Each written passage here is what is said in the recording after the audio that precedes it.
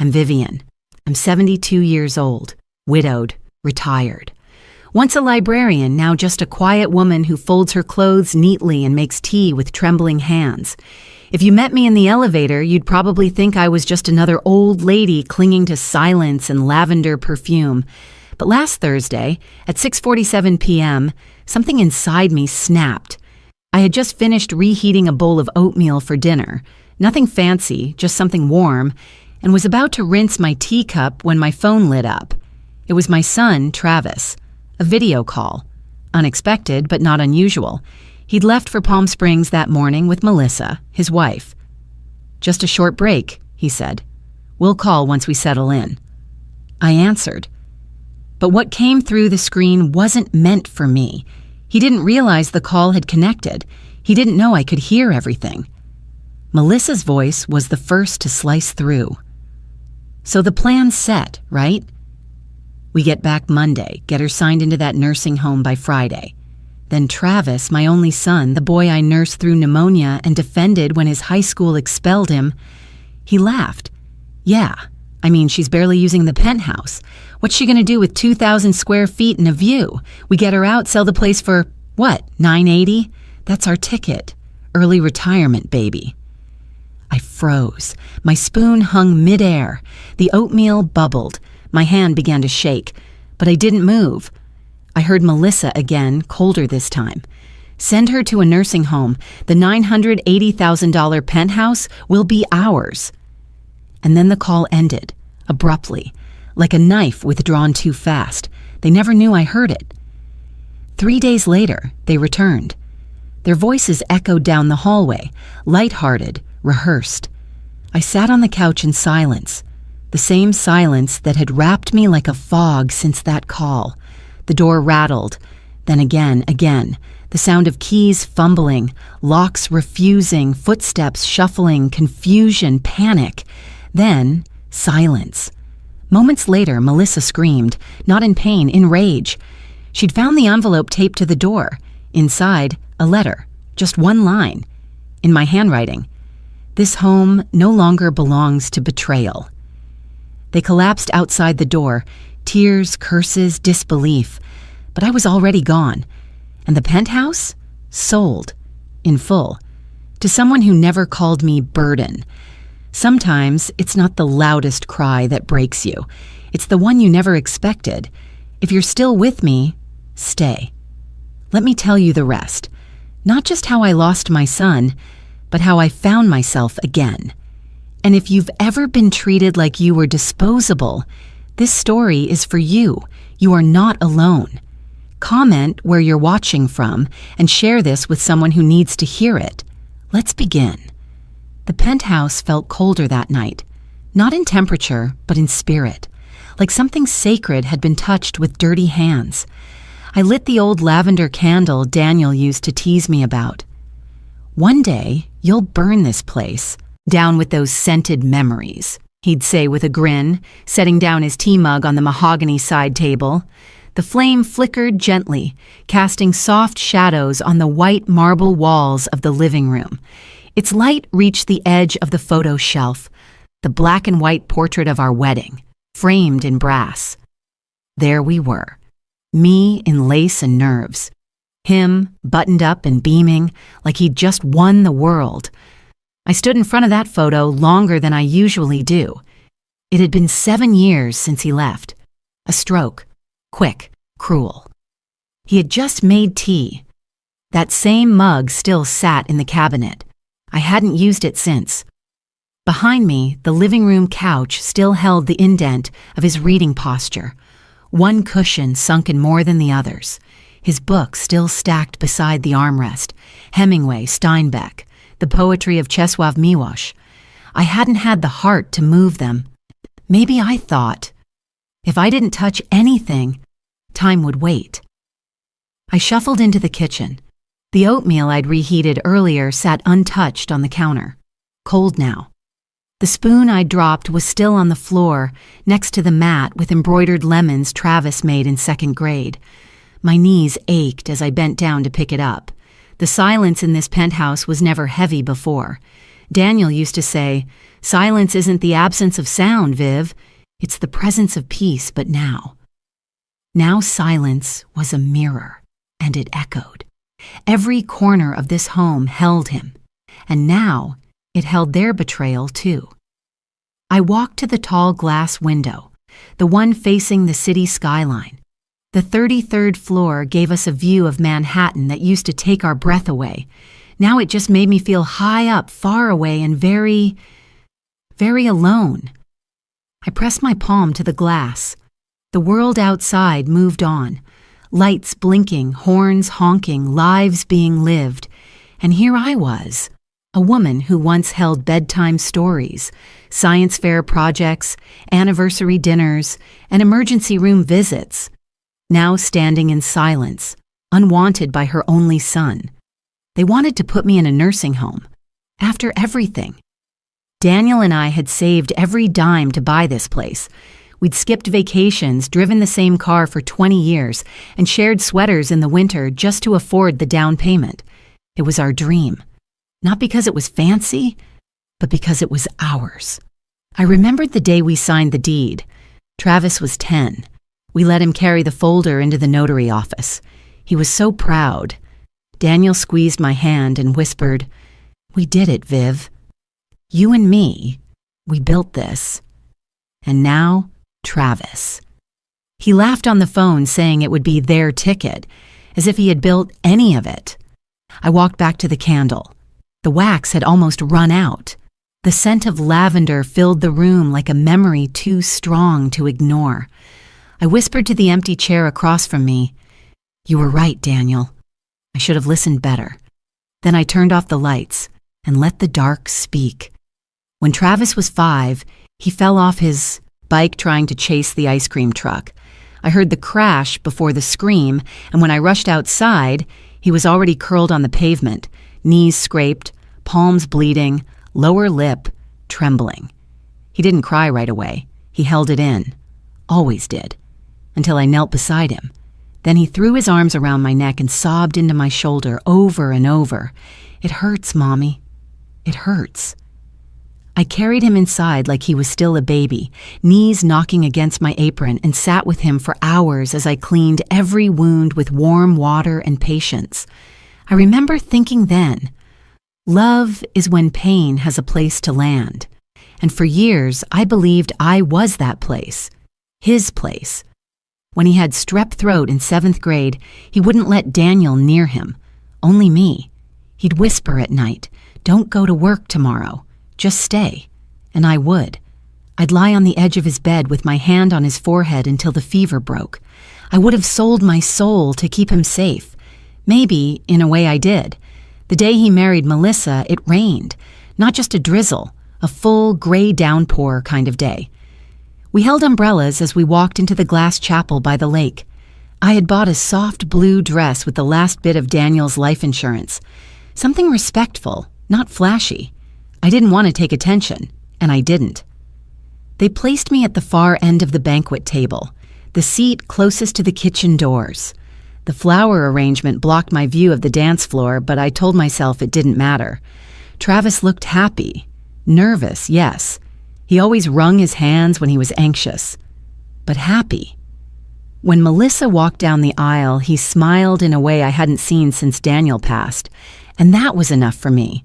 Even when I ate cold chicken from a chipped plate while Melissa's parents made toasts in the center.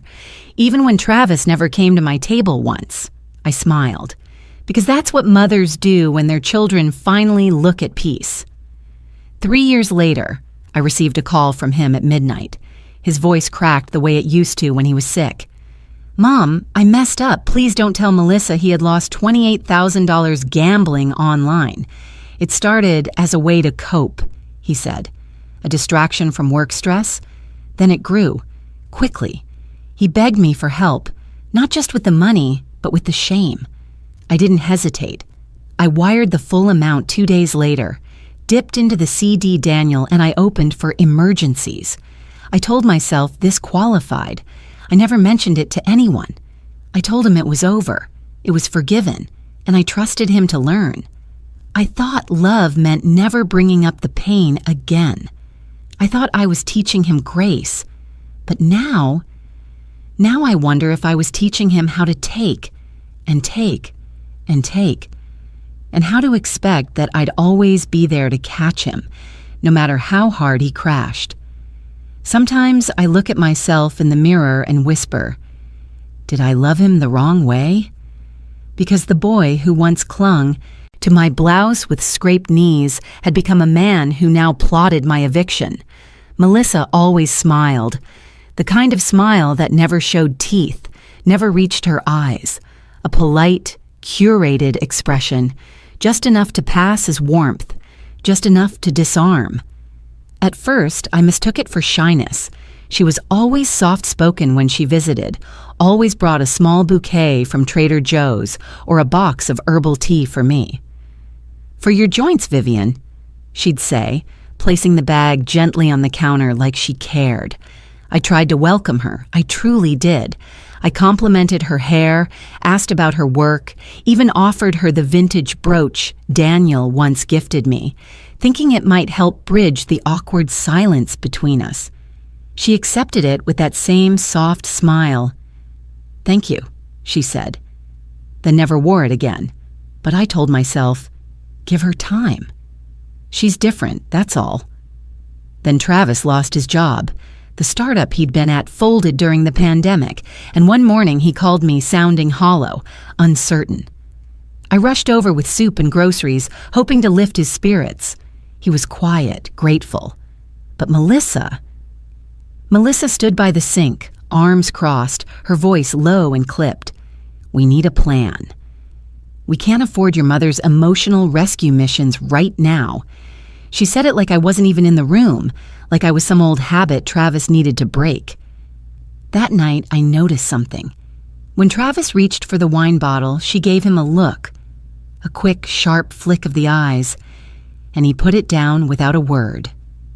That was the first time I realized who held the reins in that house. It wasn't the husband. It wasn't the shared decisions. It was Melissa. Every budget, every schedule, every conversation had her fingerprints all over them, carefully, invisibly. I remembered back to the night Travis called me about his gambling debt, his voice frantic, his breath uneven. At the time, I assumed she didn't know. But now, I wonder.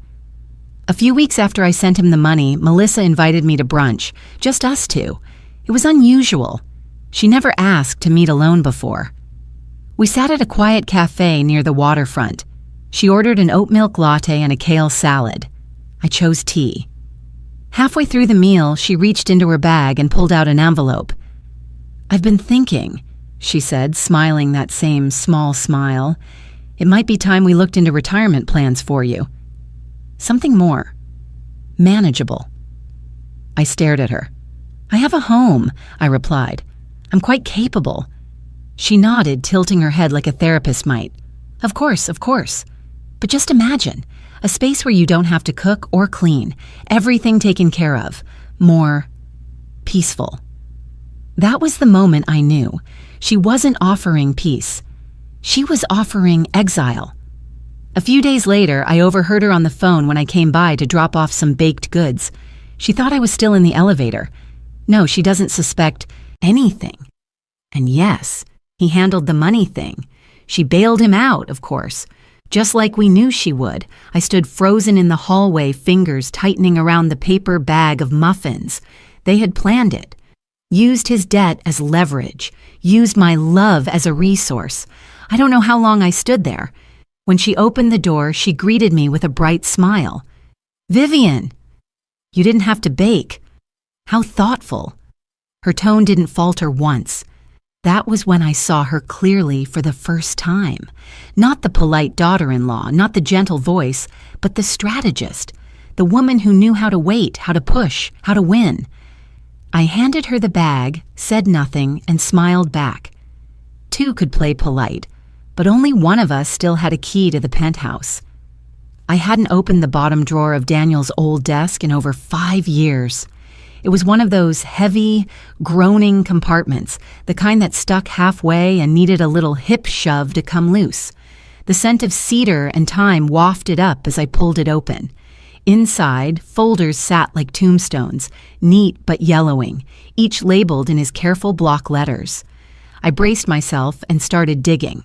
The first few files were mundane: pension documents, old insurance papers, receipts for things long gone. But then came the thicker envelopes. Letters from the IRS overdue notices, Travis's name printed in bold. I knew what they were before I even opened them. I had seen too many like them over the years. One envelope still had the faint stain of coffee on the edge, from the night I stayed up late figuring out how to wire him money to cover a bounced check. I remembered the taste of metallic worry in my mouth, the silence of a house that once held laughter now echoing with spreadsheets and bank statements. I flipped through one file, a $9,700 loan I took from my own 401k to cover the damage he'd caused at a casino in Nevada. Another, a pawn ticket for Daniel's watch. The one I'd promised never to part with. It was still at the shop. I never reclaimed it. I kept going. Legal letters, payment plans, phone call logs. I'd written everything down like a good soldier in a losing war. Each document felt like a needle, pricking through skin, long numbed. And still, I never told him. Never once confronted Travis. I told myself I was protecting him from shame, from Melissa's judgment, from the world. But in that moment, looking at the paper mountain of my silence, I realized something I hadn't allowed myself to feel until now. Rage. Not the kind that screams or slams doors. No, this was quieter, heavier, more sacred. It came from my bones. Because as I sat on the carpet, surrounded by proof of my sacrifices, Melissa's voice from that call echoed again in my ears. Send her to a nursing home. The $980,000 penthouse will be ours. Not his. Ours. Like I was already gone. Like I was nothing but a placeholder, a burden, an expired asset. I looked around the penthouse. The floors Daniel and I installed ourselves, plank by plank. The glass light fixture we found in an antique shop on our 25th anniversary. The windows that opened to the harbor where we once watched fireworks in silence, fingers gently entwined. This wasn't a property. It was a memory woven into drywall and echo, and they were planning to rip it away from me. I stood slowly, knees aching, heart sharper than it had been in years. I walked to the kitchen, poured myself a glass of water with hands that no longer trembled. Then I sat back down, pulled the files into one large stack, and tied them with a red string I found in Daniel's drawer. Enough. For years I had believed love meant enduring. That family meant forgiveness on repeat. That motherhood meant giving without question. But that belief had left me empty-handed and half erased. I will not let them take the last thing I have. The sentence came out loud, unexpected, firm. My voice, my decision, finally. I went to my bookshelf and retrieved Daniel's old leather address book. Flipping past faded names and numbers of people long dead or moved away, I found the one I needed. Marcia Keller, Daniel's old law partner. Tough as nails, wicked smart. The kind of woman who never blinked when challenged. He always said, "If I drop dead, call Marcia first, then 911. My fingers hovered over the landline, but I stopped. I looked around once more. Then I nodded, like sealing something within myself. I picked up the phone and dialed. After 2 rings, her voice came through, brisk and clear. Marcia Keller. I took a breath. It's Vivian Lorne.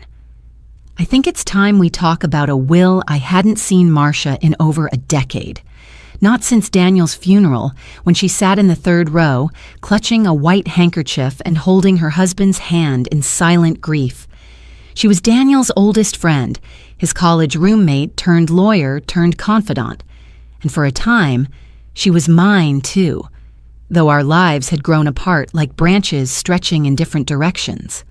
Now I stood outside her office staring at the brass nameplate that read, Marcia L. Green, Estate Law and Elder Affairs, my breath fogging in the crisp morning air. I hadn't made an appointment. I just called and said, "It's Vivian." That was enough. The receptionist ushered me in with a soft smile. The office hadn't changed. Wood-paneled walls, warm lighting, the scent of old books and faint lavender oil. A small photo of her grandkids rested on the far shelf, beside a framed quote that read, "Dignity is quiet strength." Marcia stood as I entered, her salt and pepper bob tucked neatly behind one ear, glasses perched at the tip of her nose. "Vivian," she said, and for a moment her voice was all warmth and memory. Then, seeing my face, she added more carefully, "Sit down. Tell me what's wrong. I didn't know where to begin." So I started with the truth. The call. The words I'd overheard. The silence afterward. I told her everything, down to the lavender candle and the way my knees buckled beneath me. Marcia didn't interrupt.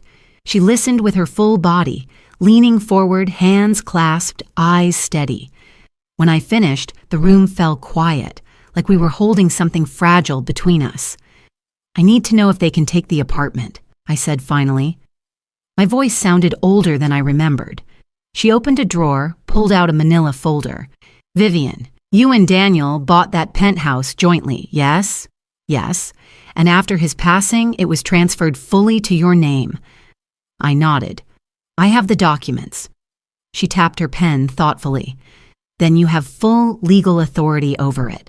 Unless you've signed something, powers of attorney, shared title, anything of that nature, no one can touch it without your consent, not even Travis." I let out a breath I hadn't realized I was holding.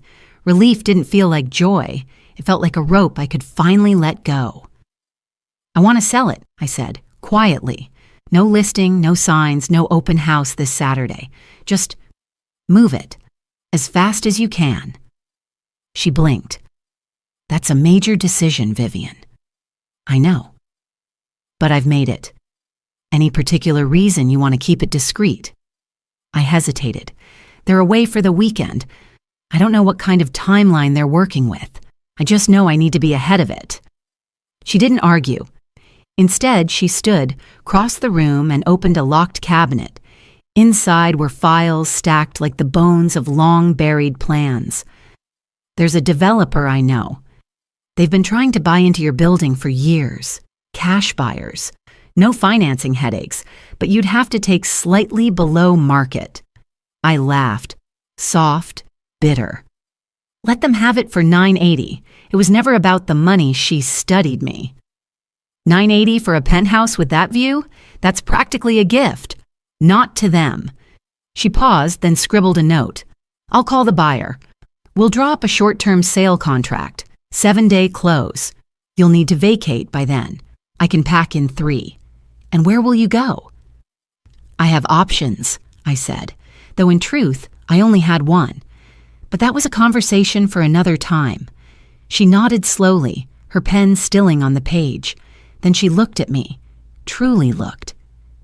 "Vivian," she said carefully, "I've seen you sit through Daniel's illness with more grace than most people could manage. I've seen you raise a child alone while working double shifts and bringing casserole to every school fundraiser. I saw you give Travis everything without ever asking for a thank you." She took off her glasses. Her eyes were gentler now, but her voice was firm. "But this is different. Are you sure?" I didn't answer right away. I stood, walked toward the window. Outside, the city shimmered, skyscrapers gleaming, like glass teeth, taxis buzzing below like impatient hornets. I could almost see the top of our building from here. Daniel once said, "A home is only a home if it protects you." I think that was his way of explaining why we'd saved so long for that apartment. It wasn't just about square footage, it was safety, it was pride, it was permanence. But none of that mattered now. I turned back to Marcia. "Yes," I said, my voice clear, "I'm sure." She nodded once, and with that, the plan began. The morning sunlight spilled into the lobby of the high-rise, catching flecks of dust in the air like confetti that had forgotten to fall. I stood there in my navy coat, clutching my bag tightly, waiting for a stranger who would soon hold the key to my past, and maybe my freedom. He arrived exactly on time, tall, sharply dressed, with the kind of enthusiasm only the young seem to carry without effort. "Vivian? I'm Brian," he said, offering a warm handshake and a business card so pristine it might as well have been ironed. I nodded, silent at first. Then I gestured toward the elevator.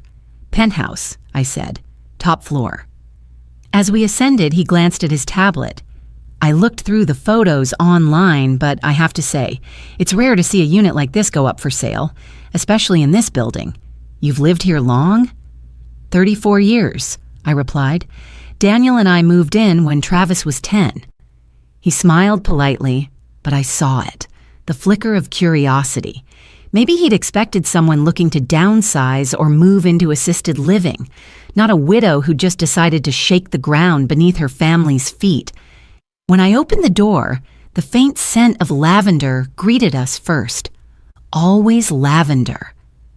The candles Daniel used to light in the evenings still sat along the kitchen windowsill, though they hadn't been burned in months. Brian stepped inside and froze. "Wow," he said under his breath. He ran his fingers lightly over the polished walnut floors, then walked toward the floor-to-ceiling windows, taking in the sweeping view of the city below. "This is immaculate. You've taken incredible care of this place." "I tried to keep it as he liked it," I murmured. I watched him take in every corner, the open concept kitchen with granite countertops, the custom bookshelves Daniel had built by hand, the tray ceilings with soft recessed lighting that still glowed like the early days of our marriage. "This," Brian said, pulling out his phone to snap a few pictures, "is going to fly." Easily. I'd say we could list this at $980,000, maybe even attract an all-cash investor if we move fast. Properties like this don't sit. I nodded, lips barely parting. That's the number I had in mind.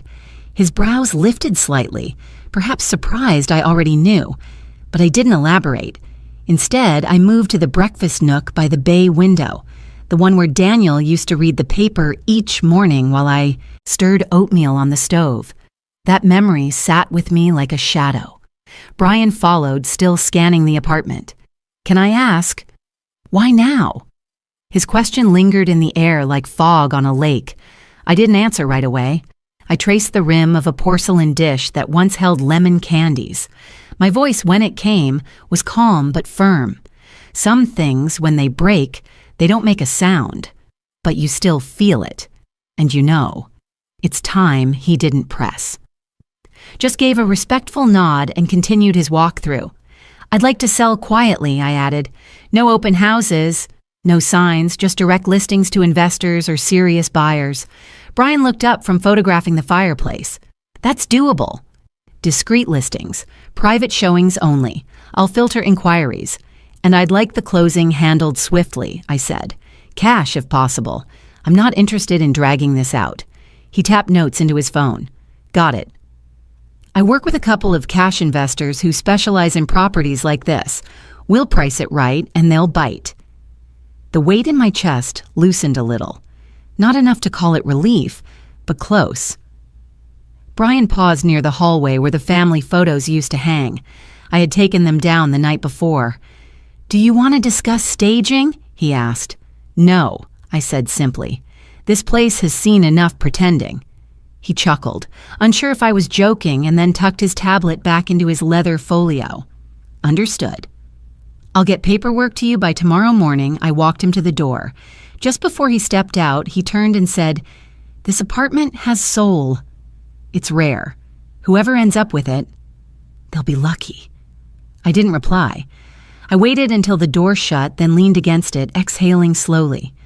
Soul. That's what they were after, wasn't it? Not the walls, not the marble countertops or walk-in closet. They wanted the very soul I had poured into this place, measured in decades of care, grief, hope, and memory. But not anymore.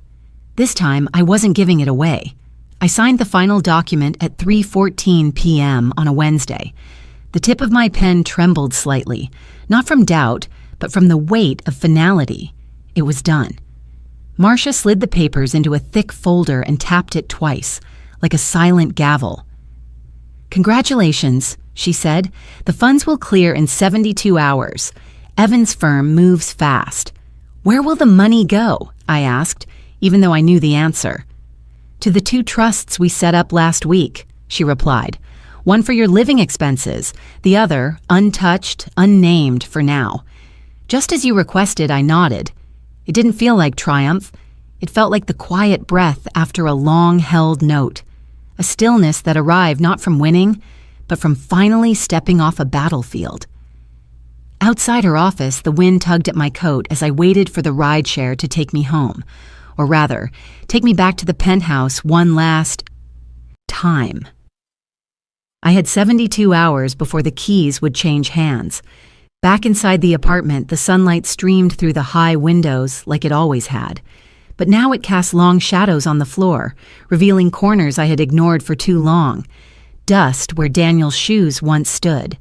A faint impression on the arm of his reading chair. The ghost of a life that had once been full. I opened the closet slowly.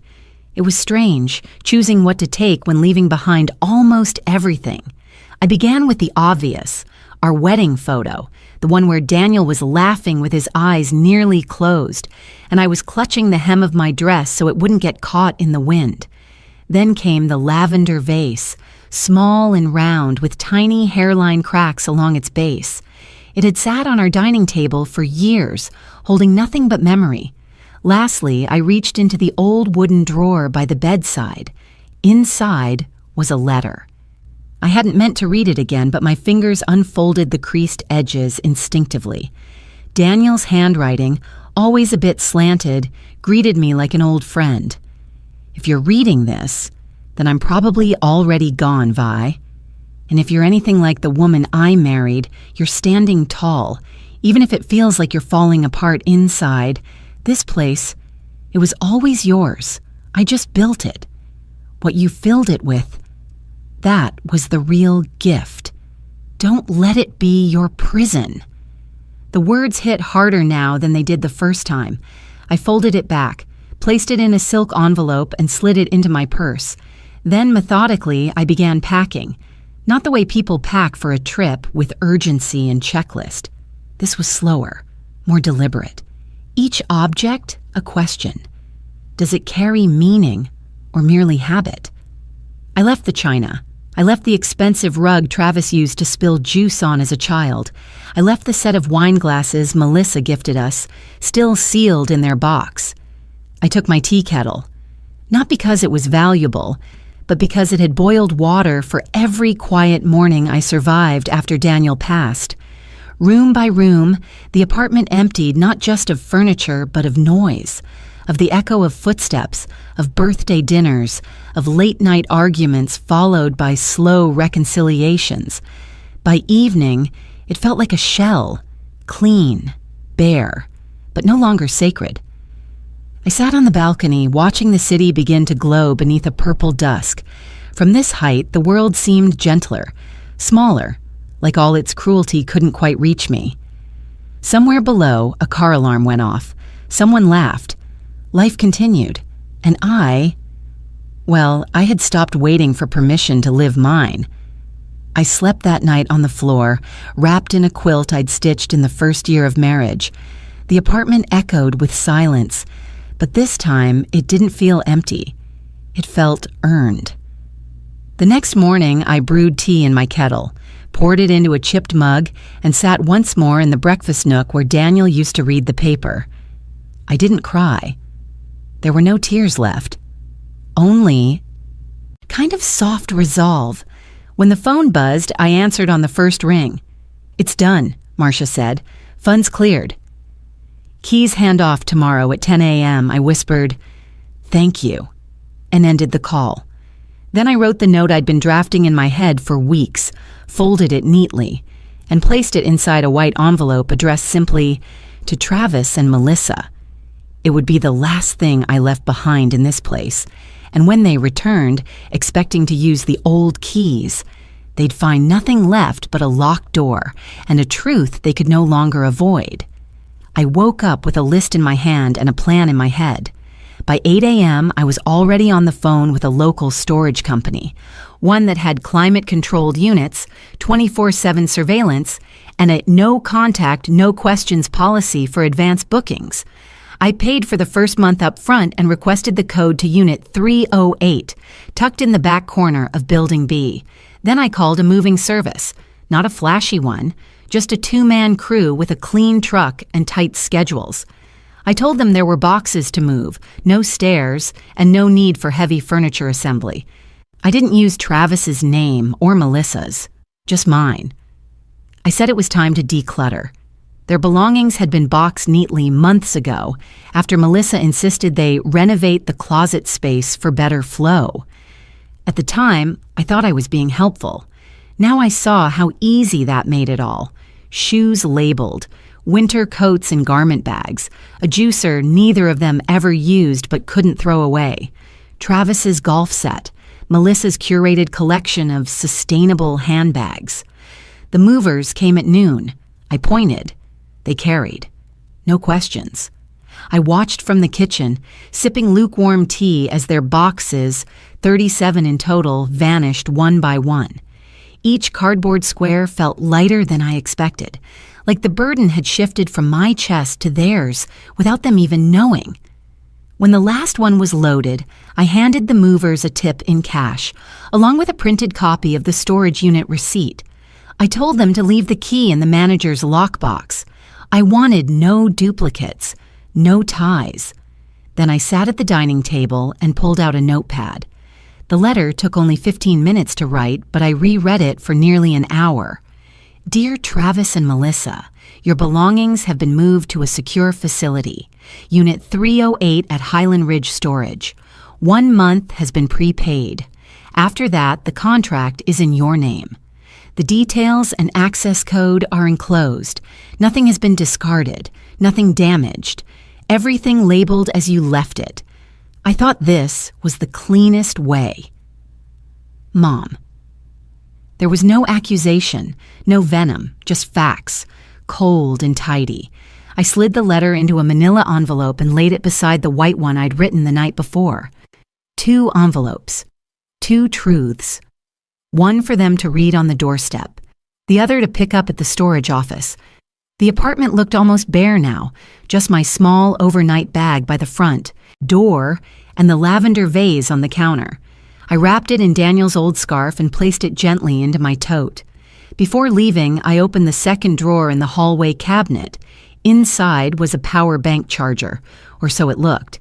I had bought it online a week earlier under an alias. The camera was hidden inside, motion-triggered, Wi-Fi enabled, synced to an app on my phone. I'd tested it twice already, and it worked like a charm. I plugged it into the wall socket near the front hallway. It faced the entry door at a diagonal, covering the main threshold and part of the living room beyond. They wouldn't even notice it. Melissa once mocked me for still using cables when everything's wireless now. That judgment would finally serve me. I stepped back, opened my phone, and refreshed the live feed. Crisp clear, time-stamped, perfect. It wasn't about spying. It wasn't even about catching them in the act. It was about knowing the exact moment their reality would shift, knowing what faces they'd wear when the lock clicked and didn't turn, when the penthouse, their plan, their prize, refused to recognize them. I closed the door softly behind me. No slam, no drama. I took the elevator down alone. Outside, the wind had picked up. It pulled lightly at the collar of my coat, like a whisper saying, "Go, now." I walked past the doorman without looking back. He nodded. "Heading out, miss."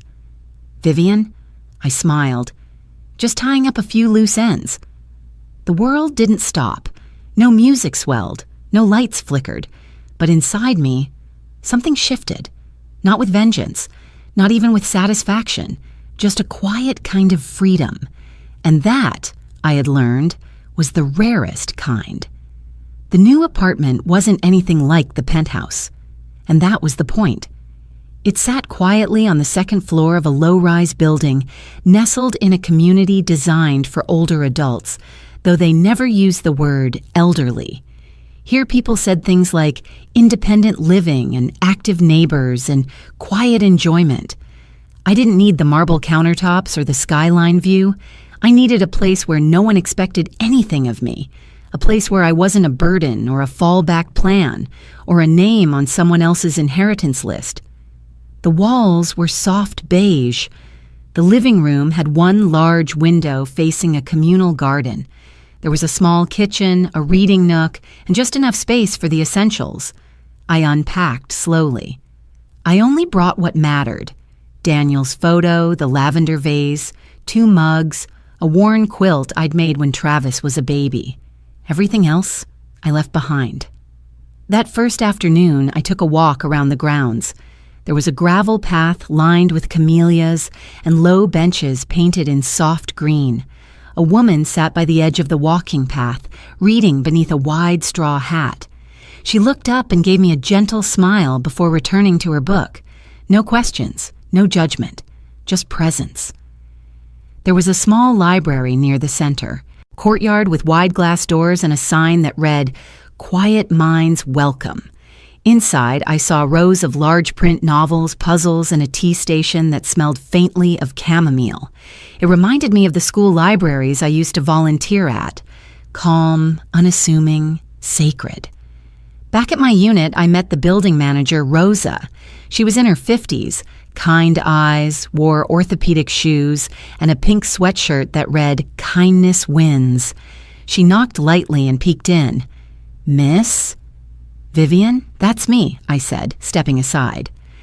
"Just wanted to drop off the community welcome packet," she said, handing me a folder. "Weekly events calendar, Wi-Fi code, and emergency numbers. We've got Tai Chi on Tuesdays, garden club on Thursdays, and book circle every second Friday." I smiled. "I might just show up for the garden club." Rosa beamed. "They'd love that. And if you ever need anything, I live on the ground floor, Unit A. Don't hesitate, okay? You're not alone here." There it was, that phrase. You're not alone here. It caught me off guard, because even though I had spent the last week executing a plan, taking control, setting boundaries, I had done it all alone and I was fine with that. But still, something about being offered presence, without cost or condition, softened something in me I didn't know was still hard. "Thank you," I said genuinely. She nodded, then pointed to the lavender vase now resting on my kitchen counter. "That's lovely," she said. "Smells like peace." I laughed, quietly, but fully. "It does, doesn't it?" After she left, I made a cup of tea and sat by the window. Outside, the sun was beginning to dip, casting soft orange light on the trimmed hedges and the tops of hydrangea bushes. A breeze came through the screen, carrying the scent of soil and something sweet I couldn't quite name. I thought of the penthouse, how silent it had become, a museum of expectations, and I thought of Travis and Melissa, still somewhere overseas, planning futures that didn't include me as a person, only as an asset. I held no malice. I didn't even feel revenge, just space. Space to think. Space to breathe, space to remember who I was before I became someone's fallback plan. That night, I slept with the window cracked open and a lavender sachet on my pillow, and for the first time in a very, very long while, I didn't dream of being left behind. I dreamed of walking forward. 3 days before their scheduled return flight, my phone rang. The name on the screen lit up like a flicker from an old wound. Melissa. I let it ring twice. Then I answered. "Hi, Mom." Her voice chirped like a songbird, too cheerful, too polished. "Guess where we are?" I leaned back into the recliner by the window, letting the late afternoon sun soak into my hands. "Somewhere expensive, I imagine." She laughed. "Santorini. It's beautiful, but we miss you." "Do you?" I didn't say it aloud. "That's sweet," I replied, calm as still water. "Hope you're both relaxing." "Oh, we are," she said quickly, then shifted tones. "And we were thinking, Travis and I, we want to surprise you when we get back." My fingers curled slightly around the warm ceramic of my tea mug. A surprise. Yes, she purred. We've been talking a lot about family. About how we haven't done enough for you lately. So, we're planning something special. Maybe a dinner. Maybe something even better. That's thoughtful, I said, my tone untouched by sarcasm. But I might have a surprise of my own. There was a pause. Then the smile in her voice strained. Oh? What kind of surprise? I'd rather let you see for yourself. Surprises work best when they're unexpected. I heard fabric rustling on the other end, and then her voice turned sugary again, too quickly. Well, you'll love what we have in store. And by the way, I was thinking, we should talk about rearranging things when we get back. You've done so much for us. Maybe we can do more for you now. I let the silence sit between us. That was her way of testing the waters, probing to see if I still believed in their kindness, if I'd slipped back into being the docile woman who covered their debts and handed over keys. I appreciate that, I said, steady and slow. It's been a year of change. Another pause. She cleared her throat. Travis mentioned, well, he thought you might want help managing bills. You know, the building fees, the taxes. That place can be a lot. There it was. The script. The same one I overheard when Travis forgot to end the call. The setup to justify moving me out. Nicely, of course. Respectfully. For my own good. I can assure you, I said, there's nothing to manage anymore. I've taken care of it. You did? Her composure cracked, just slightly. Yes, I said. I've simplified things. It feels good to travel lighter. She laughed, this time a bit forced. You make it sound like you're going somewhere. Maybe I am, I said. Maybe I already have. There was a click of a lighter on her end. Melissa only smoked when she was nervous. Mom, she said, this time, no more sugary charm. Just direct. Did you do something with the apartment? I let the question hang, then answered with the same tone I'd used to confirm the weather.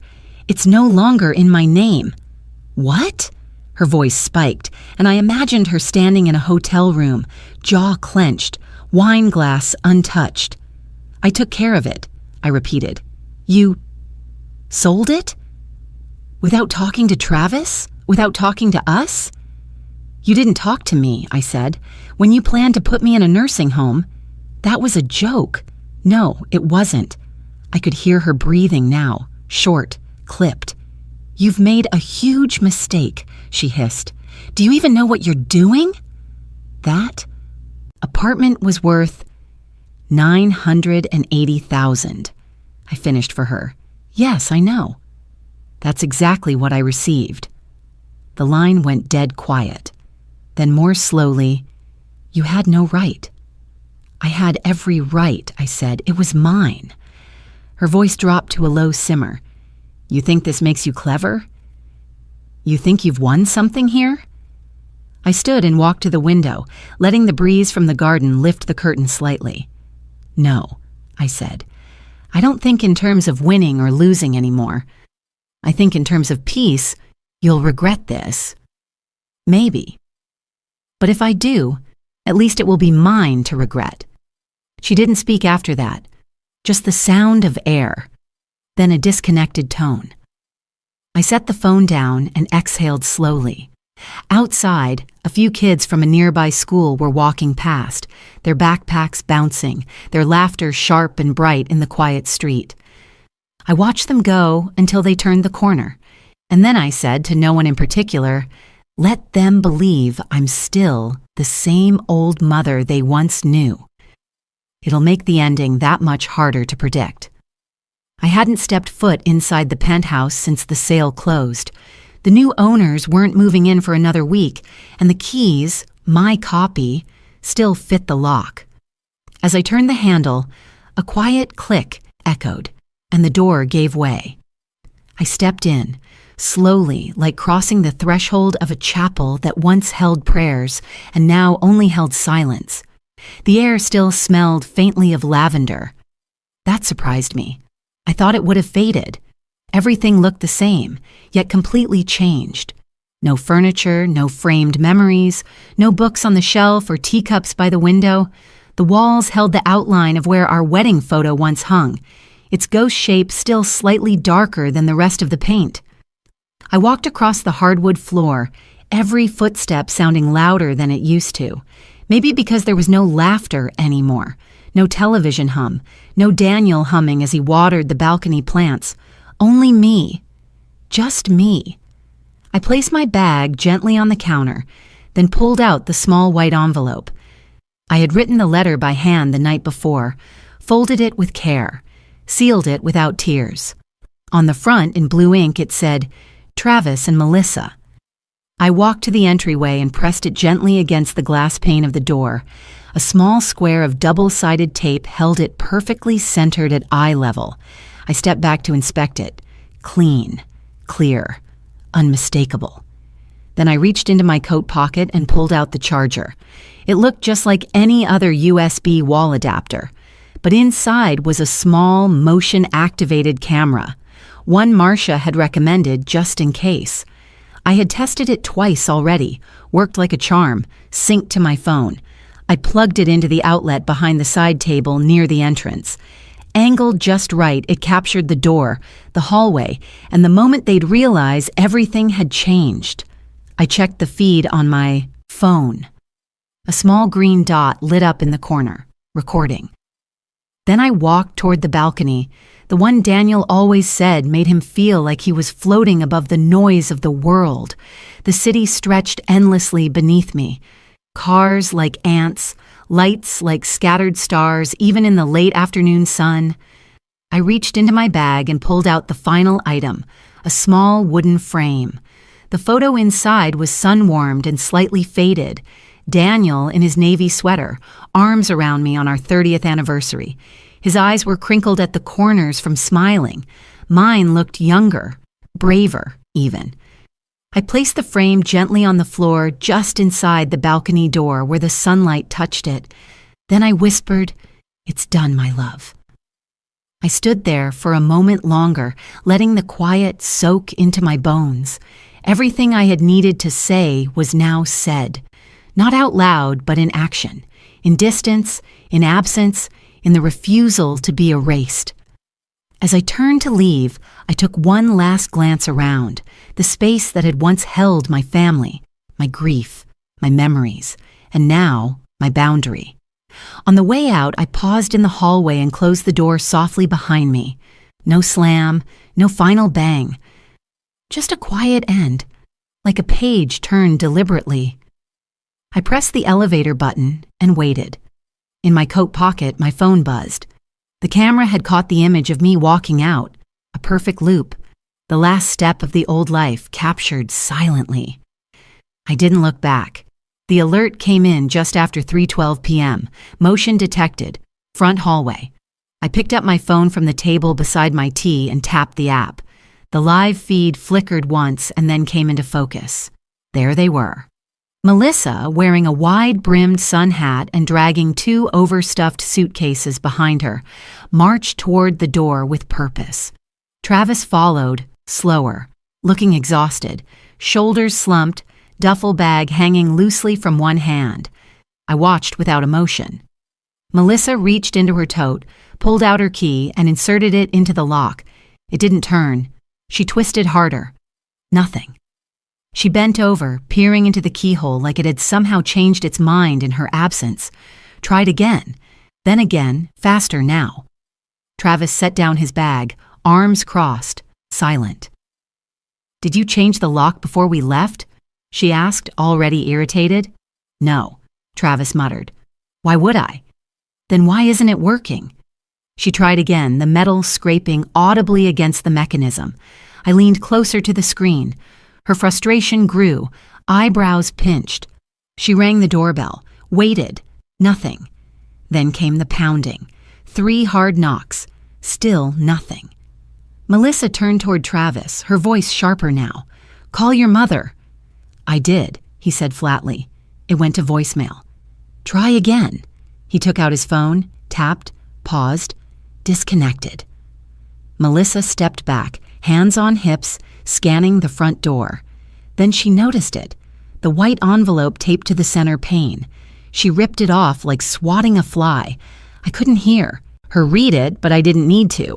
I knew every word. Her eyes darted as she scanned the letter. Then she stopped. Her lips parted. A small sound escaped, part gasp, part laugh, but not from amusement. No, this isn't funny, Travis. He stepped closer. She shoved the letter at him. She sold the apartment. She sold it while we were gone. Travis took the paper, reading slower than her. She says our belongings are in a storage unit. Paid for 1 month, address included, and please don't contact me again unless it's to apologize from the heart. Melissa's face contorted. She can't do this. She can't just... She's our mother, for God's sake. Travis was quiet. Melissa snapped. Say something. He reached into his coat pocket and slowly pulled out a folded slip of paper. The creases were worn. I knew what it was before he even opened it. Another gambling debt. He held it out. Melissa's hands trembled as she took it. Her eyes scanned the numbers. 6,000, she whispered. Then louder, 6,000, Travis! After everything! I didn't use the money from the last loan, he mumbled. You kept it all under your name. Because you've proven you can't be trusted with it. I thought I could win it back. That was it. Melissa exploded. You thought? You thought? You gave away your share of this apartment years ago, remember? She kept it only out of guilt. And now we're standing on a doormat like beggars because you couldn't stay away from a roulette table. She was going to send us to a nursing home, Melissa. Melissa laughed bitterly. No, she was going to send you. You think I didn't know about the phone call? I told you to be careful and you didn't even hang up. Travis looked at her, startled. You knew. I knew everything, she screamed. Every time you whispered about what was rightfully yours, I let it go. I backed you. I covered your lies. But now you've cost us everything. He stepped back. Don't pretend you didn't push me. She went silent. Travis looked down at the letter again. You told me to ask her for money. You said we should convince her to move out. You said she was mentally declining, remember? Melissa didn't respond. For the first time, I saw it. Him standing straighter. Her, smaller. The roles had shifted. But none of it mattered now. Not the guilt. Not the blame. Because neither of them had a key that worked anymore. The message came just after dawn. I had just returned from the garden, where I watched a sparrow hop between the lavender bushes. The air smelled like rosemary and dew. In my hand was a ceramic mug, half full with lukewarm tea. I didn't recognize the number, but I didn't need to. My thumb hovered over the screen. The preview showed only the beginning. Mom, please, you have to understand. I pressed down, then slid the message left. Deleted. No hesitation. I set the phone down on the table and stared at it for a long moment, as if it might come alive and demand attention again. It didn't. It just sat there. Black screen reflecting a fragment of my face. Older, maybe, but calm. It had been 2 weeks since I moved into the new apartment. Quiet mornings. Friendly nods in the hallway. A woman across from me who crocheted by the window and offered me a blueberry muffin on my first Thursday. I had declined, gently, and she didn't take it personally. No expectations here. Just space. And peace. The kind of peace I didn't even know I needed until the silence felt healing. I picked up the phone again. Opened the settings. Tapped power off. The screen faded to black. Final. Still. Then with slow fingers, I opened the second drawer of my writing desk, pulled out a small linen box lined with navy velvet, the kind Daniel once gave me. He always liked wrapping small gifts in elegant boxes, even if it was just a brooch or a card. I placed the phone inside. No ceremony, just a gesture. Before closing the lid, I added the charger, neatly wound. And then, the small key from the old apartment, the one I had used one last time just days ago. Click. The box closed with a muted thud. I slid it into the back of the drawer and shut it. That was all. No speech, no anger, just space between what was and what is. My hands rested on the surface of the desk for a while. I watched a ray of morning light spill through the window and land on the floor, warming a patch of wood. Somewhere down the hallway, someone was watering plants. I could hear the faint sound of water hitting soil. And inside me, for the first time in months, maybe years, no wait, not absence, but relief. Letting go didn't come in a scream. It didn't demand a dramatic exit or a slammed door. It came in, a quiet, complete no more. A small, private revolution, and with it, a whisper I didn't say aloud but felt in every cell of my body. Enough. That afternoon, I went for a walk without checking my phone first. Not that it would have mattered. It was still tucked inside the linen box in my drawer, quiet and forgotten, like an old chapter already read too many times. The sky was a soft shade of blue, brushed with threads of cloud. There was a faint breeze carrying the scent of cut grass and something sweet, honeysuckle maybe.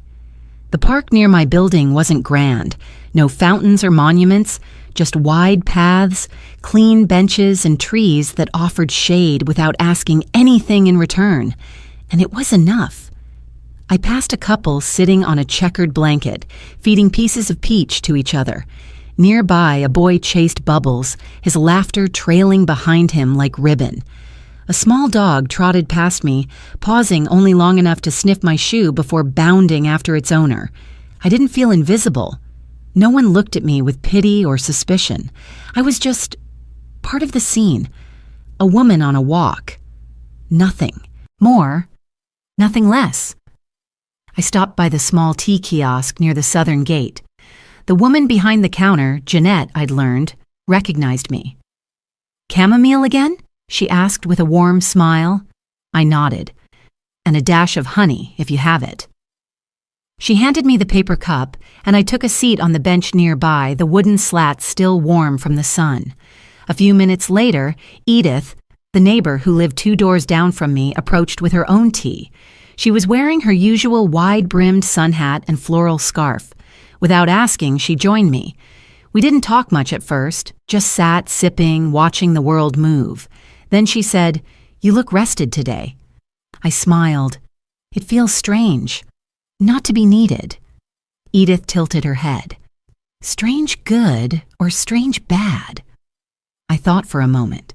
Strange. Peaceful. She nodded, eyes crinkling at the corners. "That's how you know it's real." We chuckled. A quiet kind of laugh. The kind that doesn't echo but stays with you like the last line of a poem. We talked about the new flower beds near the community garden, about the book club she wanted to invite me to, about nothing urgent. No manipulation, no guilt dressed up as affection, no games, just conversation, just presence. As we sat, I watched a young family settle into the grass nearby. The father was lifting a toddler onto his shoulders. The mother laid out snacks. There was joy in their smallness, in the way they smiled at each other, unguarded. And to my surprise, I didn't feel envious. I didn't ache for what I used to have or mourn what I no longer did. I just watched and felt glad for them and for myself. Because I wasn't anyone's burden anymore. I wasn't someone waiting on the edge of a call or a question or an apology that would never come. I was here, breathing, healing, starting over, not with fireworks, but with tea and sunlight. Edith stood after a while. "Same time tomorrow?" she asked. I nodded. "I'd like that." She walked off, humming something that sounded like a lullaby from another lifetime. I leaned back on the bench, closed my eyes, and let the warmth touch my face. For the first time in years, there was no ringing in my ears from guilt. No waiting, no keeping score, just silence. And in that silence, freedom. The kitchen was quiet, bathed in a soft golden haze from the late afternoon sun. Light filtered in through the half-drawn curtains, scattering across the laminate floor like a memory refusing to fade. I opened the drawer next to the stove and took out a small notepad, one of those sticky kinds you use to remind yourself to buy milk or pay the electric bill. I stared at the blank square for a moment before uncapping the pen. My handwriting hadn't changed, still neat, still steady. I wrote the words slowly, deliberately, letting each letter settle into its place like it belonged there. My name is Vivian, not someone's burden. I peeled the note from the pad and walked to the fridge. The metal felt cold beneath my fingers as I pressed the sticky corner into place, right above the handle. There it was. Simple. Quiet. But mine. My name. My voice. I took a step back and looked at it. I didn't cry. I didn't laugh. I just breathed. And that felt like enough. I opened the small cupboard above the sink. It was where Daniel had kept the wine. Tucked behind 2 dusty coffee mugs was a nearly full bottle of white he'd bought on our last anniversary. The label was half peeled, the cork slightly worn, but I pulled it out like it had been waiting for me. I found 1 glass, the only crystal one I brought with me from the old place, and poured just enough to taste, not enough to dull anything. The first sip was sharp, then smooth, just like him. I carried the glass to the small table near the window and sat down. There, beneath the vase of dried lavender, sat the old photo album I hadn't touched since the move. It still smelled faintly of cedar and thyme. I opened it to the first page. Our wedding. Daniel in a pale gray suit, smiling like he knew something no one else did. And me, my dress simple, my veil slightly crooked, my cheeks hurting from smiling so much. I reached out and touched the glossy surface of the photo with my fingertips. We were so young, so full of plans. Some we'd followed, some we abandoned, but we built a life that, despite everything, had meaning, had weight, had roots. I flipped slowly, page by page. Vacations, holidays, quiet afternoons. A photo of Daniel brushing snow off the windshield, bundled in his ugly brown coat. Another of me asleep on the couch, book still open on my chest. Daniel must have taken it when I wasn't looking. There was one photo I always lingered on. Daniel, holding our newborn son for the first time. Travis, tiny and red-faced, his hand barely able to wrap around his father's finger. I didn't turn the page. I didn't have to. Not every memory needed to be followed. Some were better left exactly where they were. I set the album down and took another sip of wine. It wasn't celebration. It wasn't mourning. It was acknowledgement. I had survived. Not as a victim, not as a shell, but as Vivian, the woman who once built a home, who once gave love and forgiveness, even when it wasn't deserved, who had once been called mother, wife, darling, dear, but was finally ready to just be herself. Outside, the breeze picked up, rustling the leaves in the courtyard below. I could hear someone laughing, maybe that young couple from the 3rd floor. Their voices floated up like music, distant and light. And for once, I didn't wish to be part of it. I was exactly where I needed to be. Later, I'd wash the glass, fold the napkin and turn off the kitchen light. But not yet. For now, I watched the sun inch across the counter, let its warmth kiss my skin, and sat still with the version of me I had almost forgotten existed. Vivian. Not someone's mother, not someone's problem, not a placeholder for someone else's convenience. Just Vivian. And somehow, that was finally enough. The community reading room smelled faintly of old books and bergamot tea. It was one of my favorite scents now, clean, grounding, and just distant enough from anything that reminded me of my old life. There were only a few people there that morning. A man in the corner asleep with a magazine across his chest, someone flipping through a gardening book by the window, and her. She sat in the armchair opposite mine, legs crossed, holding a thin volume of poetry. Her hair was gray, but not dyed or hidden, just brushed back neatly like she didn't have anything to prove. She looked up and smiled when I sat down. "Morning," she said. I returned the smile. "Morning." We sat in silence for a while. She didn't ask my name or where I was from or why I was here. Eventually, she closed her book and set it on her lap. "I never liked poetry until I turned 70, she said casually. "Now I read it like it's gospel." I chuckled. "Funny. I used to think poetry was for people who had too much time. Now I think it's for people who finally understand what time means." Her eyes sparkled. "Exactly." We exchanged names, first names only. Her name was Ruth. She had lived in the building for a year and said she loved the quiet mornings and the fact that no one expected you to be anything but yourself. "I used to work in finance," she said. 30 years of suits, deadlines, and people talking louder to make their point. "And now? Now I make soup. Terrible soup. But it makes my apartment smell like something's happening." That made me laugh harder than I had in weeks. She didn't look surprised, only pleased that she could still make someone laugh without trying too hard. "What about you?" she asked, not with curiosity, but with gentleness. I paused, not because I didn't know the answer, but because I was deciding what part of myself to share. I used to organize things, lives mostly, other people's lives. Her lips quirked. "That sounds exhausting." It was. We sat again in that easy quiet. No questions about family, about children, or about who calls and who doesn't. No need to perform sadness or strength. Just two women with shared silence between them. "You know what I like about getting older?" Ruth said, reaching down to adjust the blanket across her knees. "People finally stop trying to label you." I nodded slowly. "Or if they do, you stop caring."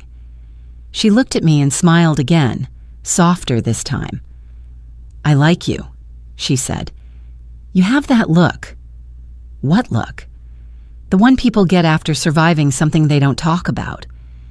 I felt the words land gently, like leaves falling on still water. I didn't need to explain, and maybe that was the most liberating thing of all. There, in that sunlit corner of a shared room, I felt something I hadn't felt in years. Not relief, not revenge, but recognition. The simple, quiet kind. We talked for another 20 minutes about books we didn't finish, soup recipes that went sideways, how hard it was to find good slippers. We laughed at the absurdity of tiny things, and neither of us tried to fill in the gaps with history. No mentions of husbands or adult children or who we used to be before we became this. And when Ruth finally stood and tucked her book under her arm, she looked at me like an equal. "Same time next week?" she asked. I nodded. "Absolutely." As she walked away, I realized she had no idea I was someone's mother, that I'd been erased from a family tree I helped grow, that I had once carried, fed, protected, forgiven more than any heart should have to. And yet, I felt seen, more seen than I had in years, not because she knew who I had been, but because she didn't need to. I stayed a little longer, flipping through a worn novel I didn't intend to finish. The sun shifted slightly, warming my hands, and for the first time in what felt like a lifetime, I didn't want to be anywhere else. The morning light poured through the sheer curtains of my small apartment, washing everything in gold. The air was still, warm with the scent of lavender from the tiny pot by the window. Outside, I could hear the gentle rustle of leaves, the distant hum of a lawnmower, and somewhere, someone laughing faintly. I moved slowly, barefoot across the wood floors, watering my small collection of plants. Nothing fancy, just enough green to remind me that things still grow. A peace lily that never quite bloomed, a pothos vine that trailed over the edge of the bookshelf, a jade plant squat and stubborn like me. I set the watering can down and turned on the old radio Daniel used to love. A soft tune filled the space, Nina Simone's voice stretching long and low through the room. It felt like a hug from a memory I no longer feared. Then I sat at my small kitchen table with a warm cup of tea and opened a fresh journal. The pages were stiff, unmarked, patient. For a long time, I just looked at them, unsure of how to begin. And then, slowly, I wrote, "Today, no one is waiting on me. No one is barking orders or keeping score. No one is expecting dinner or explanations or sacrifices. But I'm still here, alive, breathing, free." I didn't cry. I didn't feel triumphant. I just felt true. And that, I realized, was everything. For the first time in decades, I didn't feel like a role. I wasn't someone's wife or someone's mother or someone's fallback plan. I wasn't a bridge or a burden or a backup. I was just Vivian. The sun shifted higher, warming the tiles under my feet. I got up and opened the window a little wider. Let the air in. Let the old air out. I thought of Daniel, not with longing, not even with sorrow, but with a kind of full-hearted silence. He had loved me, and I had loved him. That was enough. I thought of Travis, of Melissa, the way they had looked at me like I was furniture they'd outgrown. The silence after my no, the disbelief in Melissa's voice, the way Travis had stood there, dead in his pocket and guilt in his eyes. They hadn't called again, not after the first message, not after the letter, not after the locks changed and the apartment disappeared from under them like a mirage. But I had never blocked their numbers. I just didn't answer. And now, I didn't feel the need to. That part of me had closed quietly, not slammed shut, just finished. I looked around this modest space, the couch I'd picked out myself, the shelf I'd assembled while listening to old jazz, the candle on the side table, vanilla and cedar, warm and soft and mine. There were no luxury finishes, no marble countertops, no ocean view, but for the first time in my life, every single thing in this apartment was something I had chosen, not inherited, not tolerated, not given out of guilt, chosen. On the fridge, I stuck a small piece of paper, the kind of paper people usually use for grocery lists or errands. On it, I had written, "My name is Vivian, not someone's burden." I stared at that note for a long time, then smiled. There are moments in life when everything feels impossibly loud, when betrayal rings in your ears and silence becomes unbearable.